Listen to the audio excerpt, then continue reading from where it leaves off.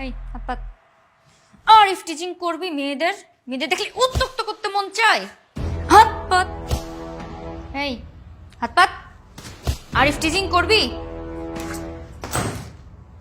এই কি ব্যাপার, কি হইতেছে এখানে এগুলা? আর একদম শাড়ি টাড়ি পরে হাতে লাঠি টাটি নিয়ে একদম রাজধানী সাইজে এখানে বসে আছেন। আর ওই চেয়ারে বসার সাহস পাইছো কোন জায়গা থেকে? এটা তো তোমার বাপের চেয়ার। কেন এই চেয়ার কি তোর বাপের? তোর বাপের চেয়ার মানে? হ্যাঁ, আমার বাপের চেয়ার। এই চেয়ার আমার বাপের। নাকি এখন পোলাপান ডাক দিয়ে ঘাট ধাক্কা দিয়ে বাসা থেকে বের করে দিবে। এত চেঁচামেচি কিসে? রাবণ, তুই কখন আসছিস? তো আসলাম মাত্র। হ্যাঁ, ফোন বন্ধ রেখে সমুদ্রের পাড়ে খুব মৌজ মস্তি করে বেরিয়েছিস না? আর ফোনটা ওই সমুদ্রের পানিতে হারাই গেছে, তাই বন্ধ ছিল। আর এদিকে তো এলাহি কাণ্ড ঘটে গেছে। সেটা তো আমি দেখতেই পেয়েছি। আর এই ফকিন্নিটা আপনার চেয়ারে কি করে? এই কাকে ফকিনি বলছিস? তুই জানিস ওকে? সেটা আমি খুব ভালো করেই জানি। রাস্তার বেহায় একটা পিঠাওয়ালি। আই, খবরদার! বেহায় বলছিস কেন তুই? যে ওর নামে সব রটিয়েছে সে অলরেডি জেলে জেলে। হ্যাঁ, আর ওর পেছনে কার কার হাত আছে পুলিশ সেটা খুঁজে দেখছে। তুইও একটু দেখিস তো এর পেছনে কারা ছিল। আর ও হচ্ছে আমার সেই ছোট্ট টুম্পা, যে ছোটবেলায় হারিয়ে গিয়েছিল, সেই টুম্পা আমার মেয়ে।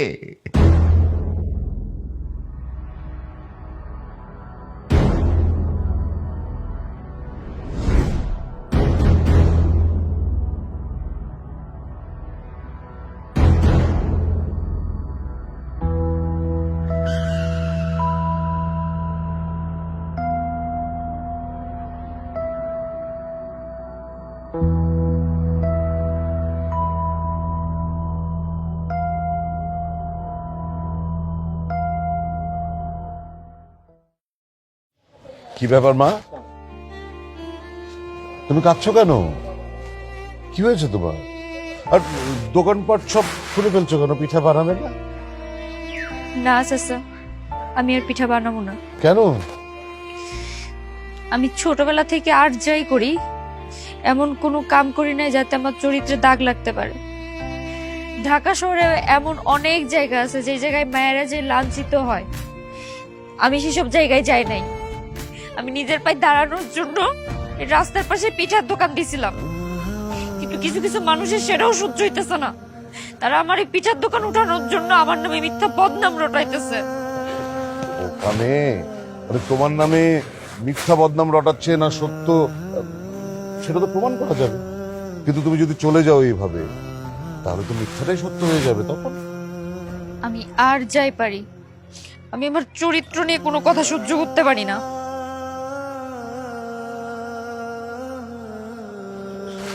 এই ছবি এখানে কি করে এলো? তুমি এই মেয়েটাকে চেনো? হ চিনি। কোথায় কোথায় আছে সে? এখানেই আছে। মানে মানে আমার বাপ কিছুদিন আগে মারা যায়। সে মারা যাওয়ার সময় এই ছবিটা আমারে দিয়ে কইছিল এটা আমার ছোটবেলার ছবি। আমারে আমার বাপ ট্রেনে কুড়ায় পাইছিল, তারপর আমারে লালন পালন করছে। আমার আসল বাপ মাকে আমি জানি না। মানে আমি কত খুঁজেছি তোকে। তুই তুই আমার মেয়ে টুম্পা। টুম্পা ট্রেনে হারিয়ে গিয়েছিলি তুই ছোটবেলায়। কত কত খুঁজেছি তোকে, আজকে পেয়েছি, আজকে পেয়েছি। আমি সত্যি আপনার মেয়ে?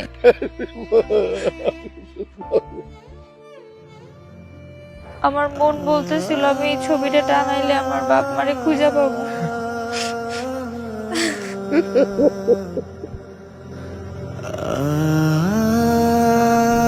কত কিছু ঘটে গেল কিন্তু তুই কোনো কিছু জানলি না। সেটাই বুঝতে পারছি। বাবা, তুমি একটা কাজ করো। কি কাজ?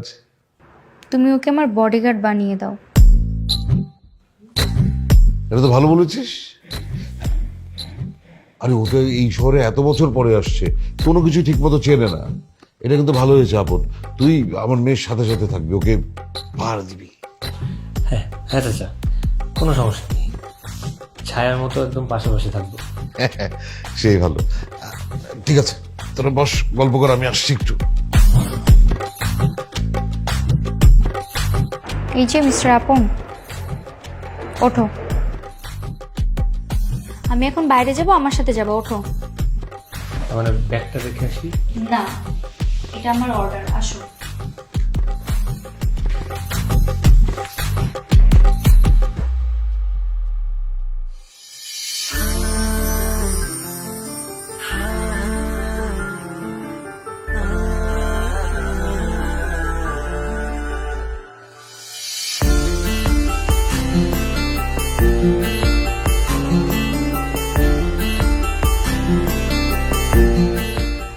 রোদ নেই এখন, শাটারটা অফ করতে পারো।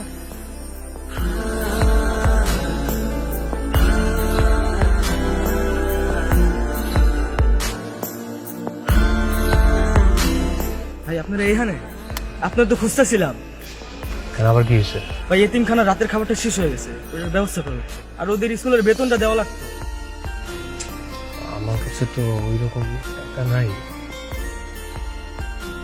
এখানে 20,000 টাকা আছে, এটা দিয়ে আজকে রাতের খাবারটা একটু ম্যানেজ কর, বাকিটা আমি দেখতেছি পরে।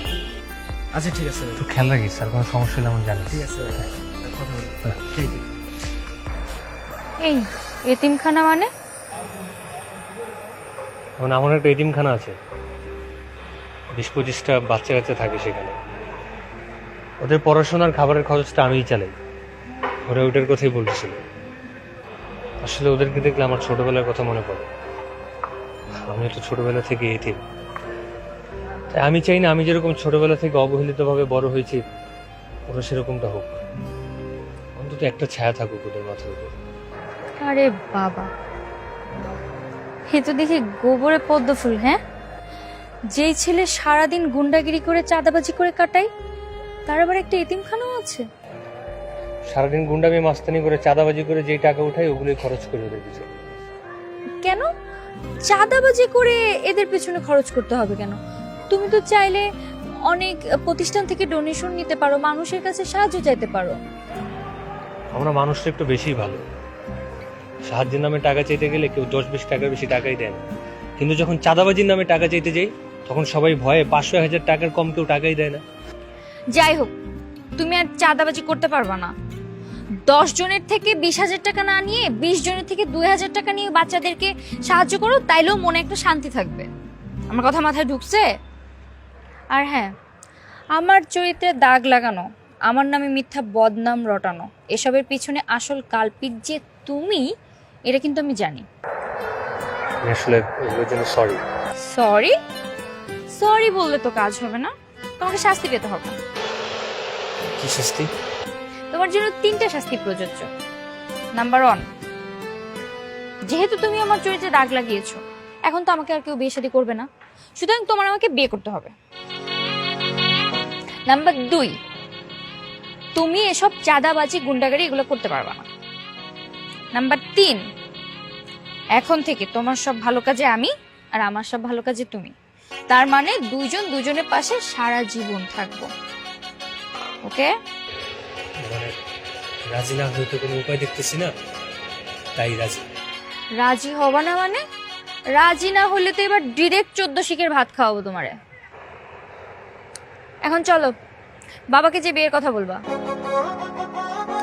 বাবাকে বিয়ের জন্য রাজি করাইতে হবে না, চলো।